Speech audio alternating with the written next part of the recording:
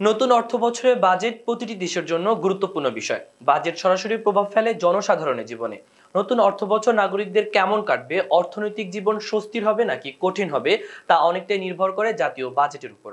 কিভাবে এলো বাজেটের ধারণা, কেমন ছিল ভারতবর্ষ, অবিভক্ত পাকিস্তান ও স্বাধীন বাংলাদেশের প্রথম বাজেট, তা নিয়ে আমাদের এই প্রতিবেদন। একটি নির্দিষ্ট সময় আপনি কত টাকা আয় করবেন, কোন খাতে কত টাকা ব্যয় করবেন, কিভাবে আপনার ব্যয় কমাবেন, এই হিসেব হলো আপনার ব্যক্তিগত বাজেট।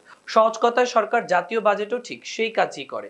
ব্যক্তিগত বাজেট যে কোনো নির্দিষ্ট সময় হতে পারে, কিন্তু জাতীয় বাজেটের হিসাব ধরা হয় এক বছরের জন্য। বাংলাদেশের জাতীয় বাজেটের অর্থ বছর শুরু হয় প্রতি বছর 1 জুলাই থেকে পরের বছরের 30 জুন পর্যন্ত। এই সময় সরকারের প্রত্যাশিত আয় কত হতে পারে এবং কোন কোন সম্ভাব্য খাতে তা ব্যয় হবে, এই হিসেব হলো বাজেট।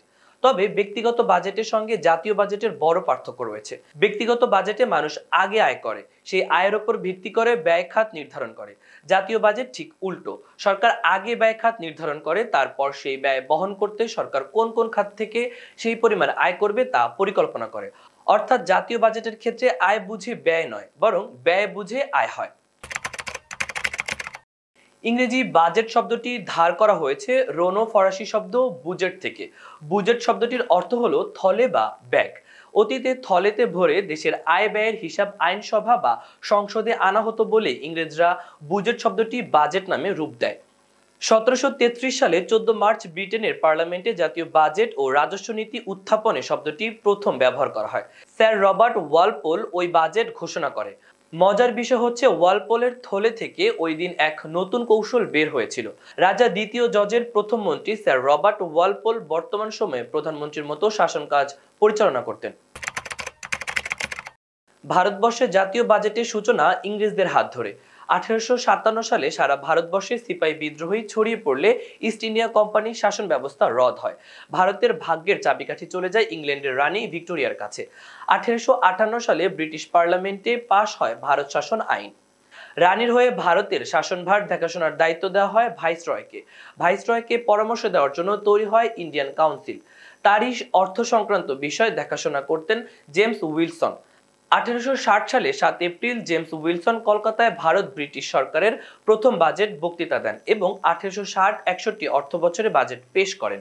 উপমহাদেশে উইলসনই প্রথম গণতান্ত্রিক ওয়েস্টমিনিস্টার ঘরানার সরকার পদ্ধতির আওতায় সরকারের আয় ব্যয়ের ব্যবস্থাপনার বাজেট পেশ করেন, যা আজও বিদ্যমান। সম্রাট আকবরের প্রবর্তিত ফসলি সনের আদলে এপ্রিল-মার্চকে তখন অর্থবছর নির্ধারণ করা হয়। উইলসনই প্রথম বাজেটে আধুনিক আয়কর ব্যবস্থা প্রবর্তন করে। উইলসনের আরেকটি পরিচয়, তিনি ছিলেন লন্ডনের প্রভাবশালী ইকোনমিস্ট পত্রিকার প্রতিষ্ঠাতা।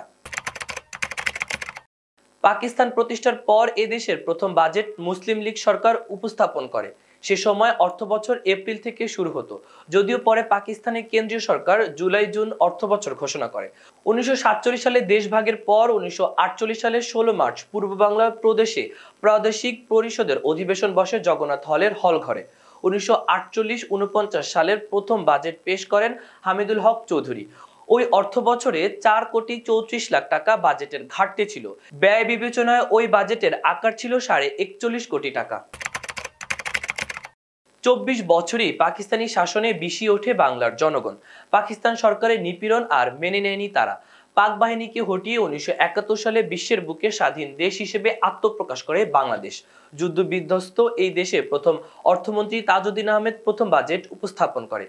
1972 সালে 30 জুন তাজউদ্দিন আহমেদ একসঙ্গে 1971-72 ও 1972-73 অর্থ বছরে বাজেট ঘোষণা করেছিলেন। সেই বাজেটের আকার ছিল 786 কোটি টাকা। ওই বাজেটকে বলা হয়েছিল পুনর্বাসন ও পুনর্গঠনধর্মী। লক্ষ্য ছিল ভবিষ্যৎ শোষণহীন সমাজতান্ত্রিক সমাজের ভিত্তি স্থাপন। এর আগে অবশ্য মুজিবনগর সরকার 1971 সালে 19 জুলাই দৈনন্দিন ও অপরিহার্য ব্যয় নির্বাহে একটি বাজেট পেশ করেছিল। সেটি জাতীয় বাজেট ছিল না। এখন পর্যন্ত সব মিলিয়ে 12 জন অর্থমন্ত্রী বা অর্থ মন্ত্রণালয়ের দায়িত্বপ্রাপ্তরা এই বাজেট দিয়েছিলেন। এবার নতুন বাজেট দিচ্ছেন নতুন অর্থমন্ত্রী আবুল হাসান মাহমুদ আলী। তিনি হবেন বাজেট দেওয়া 13তম অর্থমন্ত্রী। প্রিয় দর্শক, আজ এখানেই শেষ করছি। পুরো সময় জুড়ে আপনাদের সাথে ছিলাম আমি মাহবুবুর রহমান ইমন। ধন্যবাদ।